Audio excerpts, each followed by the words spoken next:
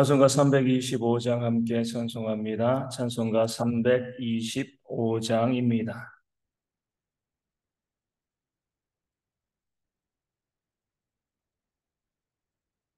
찬송가 325장 예수가 함께 하시니 함께 찬송하도록 하겠습니다.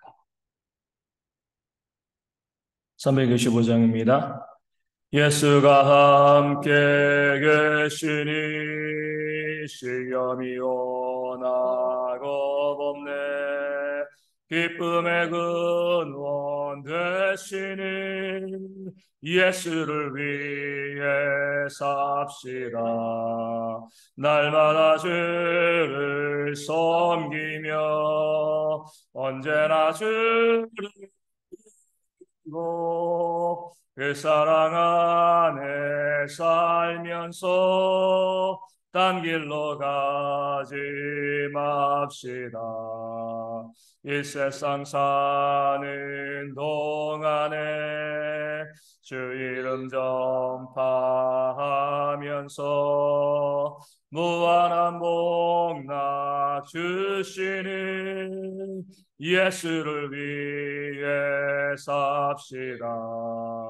날마다 주를 섬기며 언제나 주를 그리고 그 사랑 안에 살면서 딴 길로 가지 맙시다. 이 세상 친구 없어도 예수는 나의 친구니 불의한 일을 버리고 예수를 위해 삽시다. 날마다 주를 섬기며 언제나 주를 그리고 그 사랑 안에 살면서 딴 길로 가지 맙시다.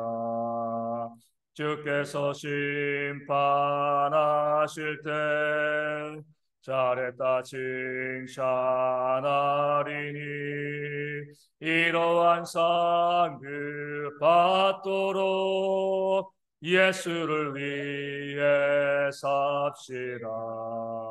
날마다 주를 섬기며 언제나 주를 그리고 그 사랑 안에 살면서 딴 길로 가지 맙시다. 아멘. 사도신경으로 우리의 신앙을 함께 고백합니다. 나는 전능하신 아버지 하나님 천지의 창조주를 믿습니다. 나는 그의 유일하신 아들 우리 주 예수 그리스도를 믿습니다. 그는 성령으로 잉태되어 동정녀 마리아에게서 나시고 본디오 빌라도에게 고난을 받아 십자가에 못 박혀 죽으시고 장사된 지 사흘 만에 죽은 자 가운데서 다시 살아나셨으며 하늘에 오르시어 전능하신 아버지 하나님 우편에 앉아 계시다가 거기로부터 살아있는 자와 죽은 자를 심판하러 오십니다. 나는 성령을 믿으며 거룩한 공교회와 성도의 교제와 죄를 용서받는 것과 몸의 부활과 영생을 믿습니다. 아멘. 고린도후서 9장 11절 말씀을 함께 보도록 하겠습니다. 고린도후서 9장 11절 말씀 제가 말씀을 읽어드립니다. 너희가 모든 일에 넉넉하여 너그럽게 연보를 함은 그들이 우리로 말미암아 하나님께 감사하게 하는 것이라. 아멘. 오늘 말씀을 빼서 처음에 보면 너희가 모든 일에 넉넉하여 너그럽게 연보하였다 이렇게 이제 말씀하고 있습니다. 이 말씀을 우리가 그냥 이 뭐랄까요? 슬쩍 보면 이런 의미인 것 같죠. 너희가 모든 일에 넉넉하고, 그러니까 모든 것이 넉넉하게 많은 것을 가지고 있지 아니하냐. 이 고린도 교회 성도들, 그들이 부유했기 때문에 너희가 모든 일에 넉넉하여서 그렇게 너그럽게 연보한 것이 아니냐. 이렇게 이제 이 가볍게 보면 이렇게 이해할 수가 있습니다. 그런데 우리가 이 말씀은 이 거꾸로 보는 것이 더 정확한 해석이 되어집니다. 너희가 모든 일에 넉넉하여서 너그럽게 연보한 것, 이 순서가 아니라 너희가 너그럽게 연보하였기 때문에 모든 일에 넉넉하게 된 것이 아니냐. 이것이 바로 말씀의 바른 해석이 되어지는 거죠. 고린도 교회 성도들이, 또 아시아 지역에 있는 교회들이요, 예루살렘 교회의 성도들이 힘들고 어려울 때, 또 기근으로 굶주리고 있을 때 그들을 위해서 우리 헌금을 하되 딱 맞춰서 한 게 아니죠. 너그럽게 했습니다. 남을 도울 때 정말 중요한 원칙이죠. 야, 저 사람 10만 원 필요해. 10만 원 이렇게 딱 주는 것이 아니라 조금 더 내가 조금 더 다른 데도 필요하지 않을까? 조금 더 너그럽게 우리가 그를 돕고, 또 교회 헌신할 때도요, 딱 맞춰서 하는 것보다 조금 더 여유 있게 헌신하는 것, 너그럽게 헌신하는 것이, 그것이 바로 그 상대방을 위한 또 배려와 사랑이 되어질 수가 있습니다. 고린도 교회가 그랬습니다. 예루살렘 교회를 우리 위해 선금할 때, 우리가 또 뭐 각 교회, 아시아 교회들마다 여러 교회가 함께 하니까 우리 요 정도만 하면 돼, 이런 것이 아니라 우리가 어차피 그들을 도울 때 좀 더 너그럽게 하자, 여유 있게 넉넉하게, 우리가 좀 넉넉하니까 그들을 위해서 좀 더 너그럽게 돕고 연보하자, 그런 마음으로 또 연보를 하고요, 또 구제 헌금을 그들이 준비하였습니다. 그러할 때에, 너희가 그렇게 너그럽게 연보하였을 때 하나님께서 너희에게 모든 일에, 모든 것에 너희에게 넉넉하게 해주시지 아니하였느냐. 이 사실을 사도 바울이 말씀하고 있는 거죠. 헌신하는 자에게 주시는 하나님의 채우심, 많이 심은 자에게 많은 것으로 거두게 하시는 그 하나님의 일들이 너희 가운데 있지 아니하였느냐. 이 사실을 이야기하고요, 그것을 통해서 그 뒤에 무엇을 말씀하고 있죠? 그렇게 함으로 그들이 우리로 말미암아 하나님께 감사하게 하는 것이다, 이렇게 말씀하고 있습니다. 우리가 쭉 보게 되어지면, 물론 우리가 콩 한 쪽도 나누고요, 우리가 가진 것이 없어도 부족해도요, 그 시간이건 물질이건 재능이건 이웃을 위해서 나누는 것이 믿는 자들의 마땅한 삶의 모습입니다. 그렇게 또 나누게 되었을 때 하나님께서 더 풍성하게 우리에게 주시는 그런 은혜가 있게 되어집니다. 그런데 우리가 그 나눔에 있어서요, 부자라고요, 그 나누는 것이 쉬운 것은 아닙니다. 재벌이라고요, 뭐 10만 원, 100만 원 펑펑 쓰는 거 아니에요. 어떻게 보면 돈이 많은 사람들이, 돈이 있는 사람들, 부유한 사람들이 돈에 대해서 더 집착할 수가 있습니다. 가난한 사람들은 콩 한 쪽이라도 이 반쪽으로 나눠 먹을 수 있지만, 부자들은요, 그 많은 거, 내가 이거 어떻게 번 건데, 내가 어떻게 노력해서 이것을 쌓아둔 건데, 내가 이것을 왜 다른 사람들에게 나눠줘, 또 내가 이것을 왜 또 기부하고 헌신하고 헌금해, 그런 마음을 가질 수가 있는 거죠. 나눠주고 헌신하는 것이 결코 쉽지 않다는 거예요. 이것을요, 예루살렘 교회 성도들도 잘 알고 있었습니다. 그러면서 어때요?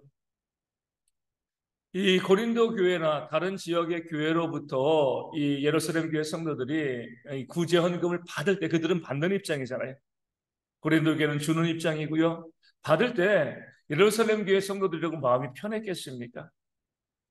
우리가 정말 힘들고 어려워서 남들이 도와줘서 감사하지만, 야, 저 사람들이, 그들도 그 삶의 형편이 있을 건데, 거기에서 자기의 것을 또 떼어서 헌금해서 우리를 도와주는데 좀 부담스럽기도 하고요, 또 미안한 그런 마음도 예루살렘 교회 가운데 있었을 겁니다. 그들은 어떻게 보면 영적인 어머니와 같은 교회잖아요.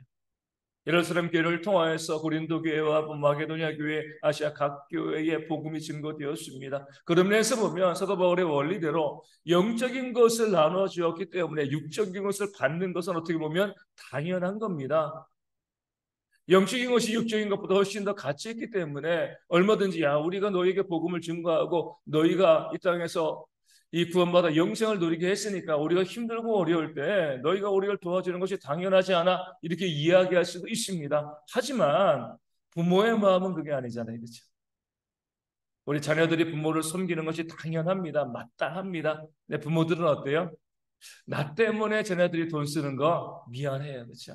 야, 내가 정말 몸이 아프고 또 여러 가지 필요가 있어가지고 이 자녀들이 나를 이제 섬기는데, 야, 미안하다. 낳아주고요, 잘 길러줬기 때문에 자녀들이 부모를 섬기는 것이 너무나 당연함에도 불구하고 부모들의 마음은요, 그 자녀들이 잘 살기를 바라는 것이고, 그래서 나 때문에 자녀들이 물질을 쓰고 또 시간을 쓰는 거 참 많이 미안해하는 그런 마음을 갖습니다. 예루살렘 교회도 마찬가지죠. 영적인 부모와 같은 교회로서 이방에 있는 각 지역 교회들이요, 그들이 헌금을 하고 모아서 예루살렘 교회를 돕고 섬길 때 왜 미안한 마음이 없었겠습니까? 어떻게 보면 마땅하고 당연한 일이지만 받는 자 입장에서는요, 미안할 수밖에 없습니다. 그럴 때에 사도 바울이 이렇게 이야기한 거죠. 그들이, 고린도 교회가, 마게도냐가, 아시아에 있는 각 지역의 교회들이 너희 예루살렘 교회를 위해서 기쁨으로 구제하고 헌금하였을 때 하나님께서 더 풍성한 것으로 그들 가운데 채워 주셨다, 이 소식을 함께 전하는 거예요. 그럼 어때요? 마음의 부담이 한결 줄어드는 겁니다.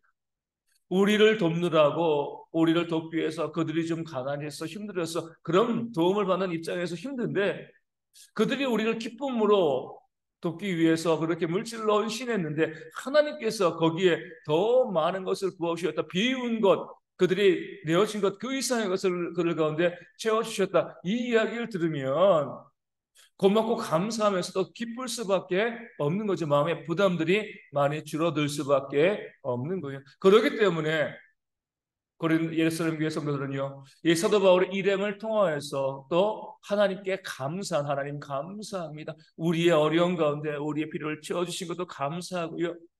우리를 돕기 위해서 그들의 물질이 손해봤는데 그 손해본 거 할 때 넉넉하게 채우셔서 더 풍성한 것으로 채워주시니 감사합니다. 한마디로 뭐요? 윈윈이죠, 그렇죠? 예루살렘 교회도 유익이 되어지고요, 헌신하고 또 헌금한 그들에게도 유익이 되어지는, 채워지는 그런 역사가 있기 때문에 감사하고요. 또 사도 바울에게 그런 하나님의 원리에 따라서 그들로 하여금 헌신하고 또 이 헌금함을 통해서 더 풍성한 것을 경험케 하는 그것을 알려준 것을 또 사도 바울에게 감사하게 되어지는 겁니다. 이것이 바로 하나님께서 우리 가운데 보여주시는 헌금과 헌신과 구제와 이런 모든 섬김의 원리가 되어지는 겁니다. 섬김을 받는 사람들도 마음이 편할 수는 없습니다. 도움을 받는 사람들은 늘 마음에 부담이 있는 거죠.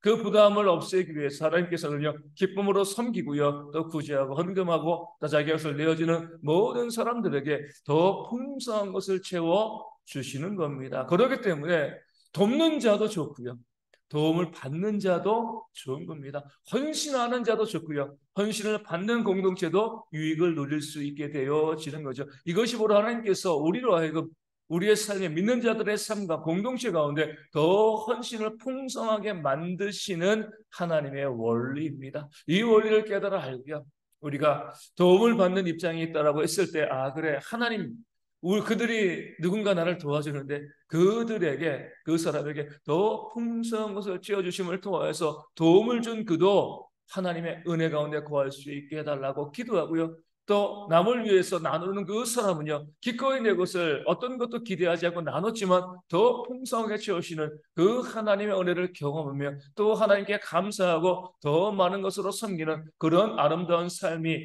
반복되어지고 이어지는 그런 우리 대형의 모든 공동체가 되어지기를 소망합니다. 그래서 우리 모든 성도들이요, 기꺼이 나누고요, 또 더 체험받는 것으로 또 나누고, 또 내가 받게 되었을 때 그 바른 것으로 만족하는 것이 아니라 거기에 감사하고 나에게 섬기는 자를 위해서 기도해 주고요, 그리고 나도 작은 것이나마 또 어려운 일에서 나누는 그런 삶을 살아가는, 받고 나누고 또 나누고 또 나누는 그런 나눔의 삶이 연쇄적으로 일어날 수 있는 그런 공동체가 되어져서 공동체의 모든 성도들이 이 공동체가 하나님이 주시는 은혜와 복을 누리는 그런 역사가 풍성할 수 있도록 이 아침에 함께 기도하도록 하겠습니다. 우리 가운데 육신의 질병이 있는 분들 위하여 기도하여 주시고요, 박선 성도님 속히 회복되어 줄 수 있도록, 높이에 걸쳐서 온전히 회복되어 줄 수 있도록 집중되어 기도하여 주시고, 또 우리 가운데 우리 어르신들과 우리 어린아이들이 형제들이 이 날씨 가운데 힘들어하지 않도록 건강 잘 지키고 우리 형제들의 건강을 위해서도 기도해 주시고 또 경제적인 문제로 여전히 힘들어하는 많은 분들이 있습니다. 회복되어 질 수 있도록 기도해 주시고요. 또 선교지와 또 작은 교회들 위하여서도 이 아침에 함께 기도하도록 하겠습니다. 주기도문 하시겠습니다.